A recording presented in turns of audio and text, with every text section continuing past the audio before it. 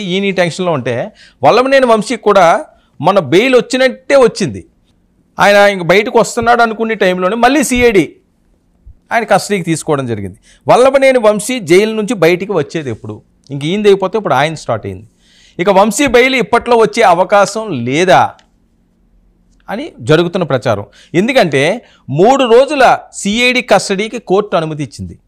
ఈయనకి బెయిల్ వస్తున్నది, ఇంక అవుతుంది, అంతా సజావుగా సాగుతుందన్న టైంలో గన్నవరం టీడీపీ కార్యాలయంపై దాడి కేసులో సిఐడి కస్టడీ కోరింది వంశీని.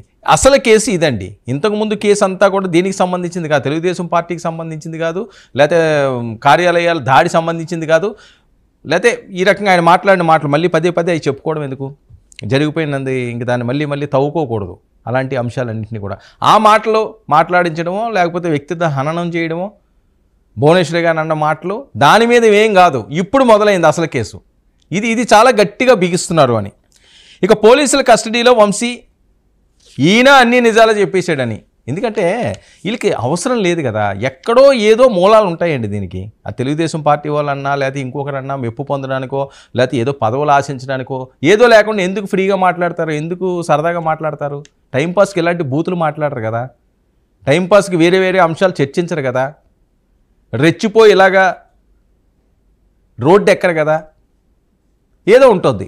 అది ఉంది. అది ఎవరు చేయించారన్నది బయటికి చెప్పారండి. ఇక టీడీపీ ఆఫీసుపై దాడి వెనుక ఎవరున్నారనే విషయం కూడా తెలిసింది అని వస్తున్న వార్తలు. ఒకవేళ ఆయన కానీ చెప్పారు అంటే చాలా సీరియస్గా ఉండే అవకాశం ఉంటుంది. ఇక ఎవరు ప్రోద్బలంతో దాడికి పాల్పడ్డారన్న విషయంపై మొత్తం ఆరా తీశారు అని చెప్పి జరుగుతున్న ప్రచారం. ఏదైనప్పటికీ కూడా ఓ పక్క పోసాని, మరో పక్క వంశీ, వీళ్ళిద్దరికీ బెయిల్ వచ్చినట్టే వస్తున్నాయి, పోయినట్టే పోతున్నాయి. ఇదిగో వచ్చిందని ఆనందం పడేలోపు మళ్ళీ ఎత్తేస్తున్నారు. సో మరి ఇది ఎలా, ఎంతకాలం? దీన్ని బట్టి ఏ నాయకులైనా ఏ పార్టీ వాళ్ళైనా అధికారం ఉంది కదా అని చెప్పి మీకు వచ్చేది ఏమీ ఉండదు. మీకు అసలు వచ్చేది ఏమి ఉండదు. వాళ్ళు బాగానే ఉంటారు. మధ్యలో పోయేది నేతలు, చిన్న నేతలు, కార్యకర్తలే. వైఎస్ఆర్సీపీకి సహాయ సహకారాలు అందించి మాటల రూపంలో వాళ్ళకి సపోర్ట్గా నిలబడ్డ వాళ్ళ పరిస్థితి ఏంటి? ఆంధ్రప్రదేశ్ పాలిటిక్స్లో చాలా కీలకంగా 2024 ఎన్నికల తర్వాత 2019 నుంచి 24 వరకు కూడా జరిగిన చాలా సంఘటనలు. ఈ నేపథ్యంలో ముఖ్యంగా వల్లభనేని వంశీ, పోసాని, ఇంకా బోరుగడ్డ వీళ్ళందరూ ఉన్నారు. సరే ఆ కోవలోకి బోరుగడ్డని కలపలేము. అదొక ఏదో చెప్తుంటారు, వీళ్ళేమోని వాడు మావాడు కాదంటాడు, ఆయనేమోని నాకు చిన్న ఇలాగ చిటికేస్తే చాలు దానికి ఏదో తగిలించి సట్ట తీసుకొచ్చుని నేనేదో ఎవరి మీదకి వెళ్ళిపోతానో, ఎవరినో పొడిచేస్తాను, నరికేస్తానని అతను చెప్తుంటాడు. కానీ ముఖ్యంగా విజ్ఞత ఉన్న వేరే వాళ్ళ పరిస్థితి వేరు. ఎన్నో కథలు రాసి అద్భుతమైన డైలాగులు పంపించిన పోసాని, అలాగే మంచి ఉన్నత కుటుంబం నుంచి వచ్చిన వల్లభనేని వంశీ, వీళ్ళు పంత, వీళ్ళు తీరు, వీళ్ళు మాట్లాడేది సిగ్గుపడే విధంగా, చిరాకు తెప్పించే విధంగా, అసహ్యించుకునే విధంగా జరిగినదంతా కూడా మనం చూసాం. ఇప్పుడు బ్రేకింగ్ న్యూస్ ఏంటంటే పోసానికి మరొకసారి బెయిలు. ఆయన ఇప్పటికే అప్రూవర్గా మాడిపోయాడు. ఎక్కడెక్కడి నుంచి ఎవరెవరు మాట్లాడించారు, ఏమేమి చెప్పారు, ఎలా జరిగింది అని చెప్పి మొత్తం పోసగుచ్చినట్టు బయట పెట్టేశారండి.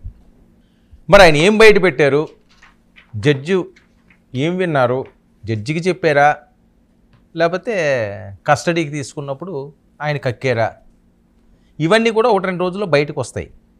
కానీ ఆయనకి వివిధ ఆర్గాన్స్ ఇబ్బందికరంగా ఉన్నాయట.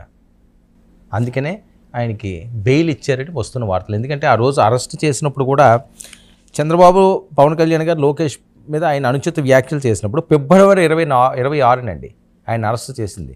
అంటే నెల దాటిపోయింది, సుమారు నెల కావస్తుంది, 3 వారాలు దాటింది, నెల కావస్తుంది. నేను మొన్న ఎప్పుడో చెప్పాను, వంశీకి ఉగాది కన్నా కొత్త సంవత్సరం అని వీళ్ళు ఇంట్లో చేసుకుంటారా, తెలుగు సంవత్సరాది అంటే చేసుకుంటారు అని అనిపించినట్లుగానే అనిపించి ఆయన మళ్ళీ సిఐడి కస్టడీ కోరింది. సో లేదు ఆ ఛాన్సు.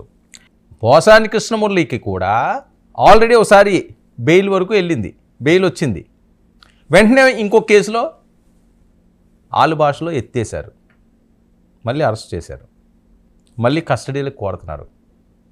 సో ఇవన్నీ ఎలా ఉంటాయంటే చేసిన తప్పులు, మాట్లాడిన మాటలు శాపాలుగా వాళ్ళని ఈరోజు బిక్కుమనేలా చేస్తుంది.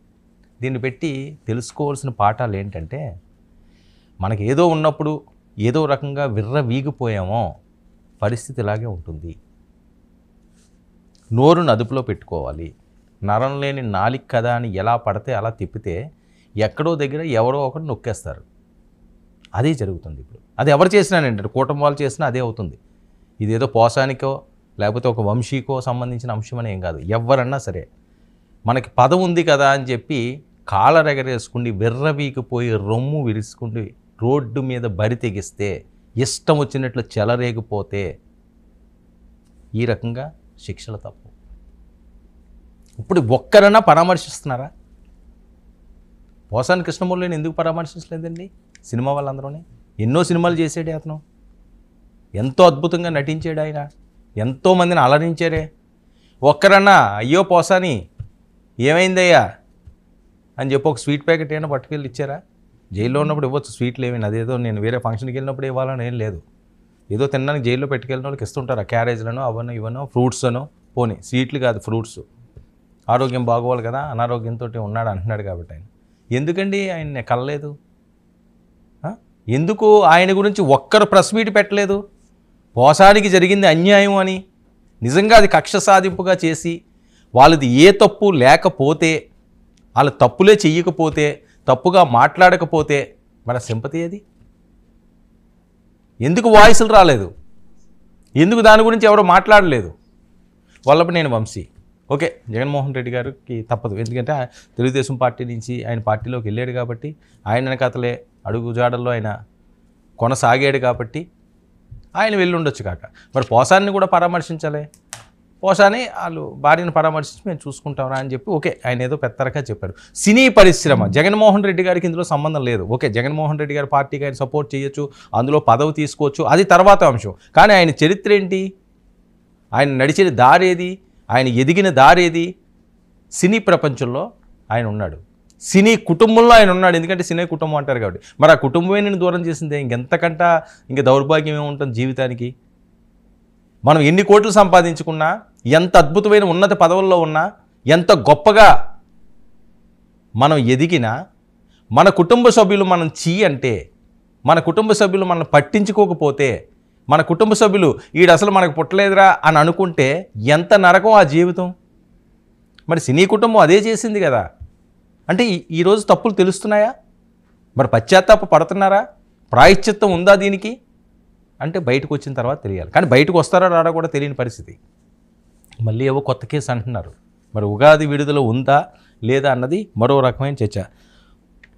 పోసానికి బెయిల్ మంజూరు చేసిన గుంటూరు సిఐడి కోర్టు ఈసారైనా రిలీజ్ అవుతారా? ఇది పెద్ద ఎత్తున వైరల్ అవుతున్న అంశం. బెయిల్ ఓకే, రిలీజ్ ఎప్పుడు అనేది సస్పెన్స్. ఇది అసలు ట్విస్ట్.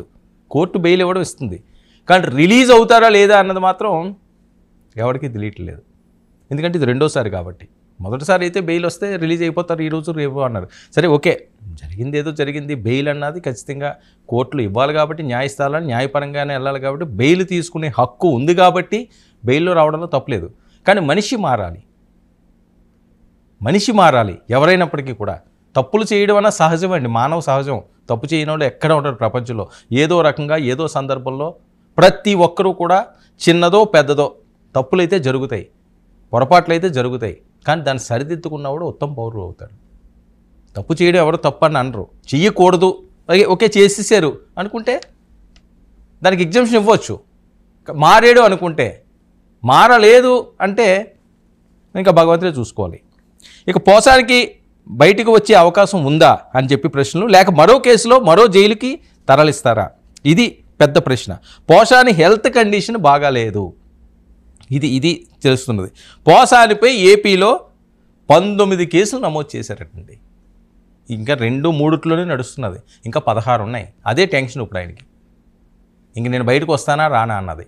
సరే అది అక్రమంగా పెట్టారా సక్రమంగా పెట్టారా అని కోర్టులు చూసుకుంటాయి. అక్రమంగా పెట్టినంత మాత్రాన కోర్టులు బెయిల్ ఇవ్వడం మానేవి కదా. 19 కేసులు అక్రమంగా పెడితే మరి 19 కేసుల్లోనే బెయిల్ ఈజీగానే వచ్చేస్తుంది. కానీ అక్రమంగా కాదు, సక్రమంగానే పెట్టారు అన్నట్టుగా పూర్తి ఎవిడెన్స్తో ఇస్తున్నారు అని. ఇక పీటీ వారెంట్లు జారీ కావడంతో పోసాని వేర్వేరు కోర్టులకు హాజరవుతుండడం కూడా మనం చూసాం. ఏ జిల్లా నుంచి అయినా పోలీసులు వచ్చి పీటీ వారెంట్తో పోసానిని మరోసారి అదుపులోకి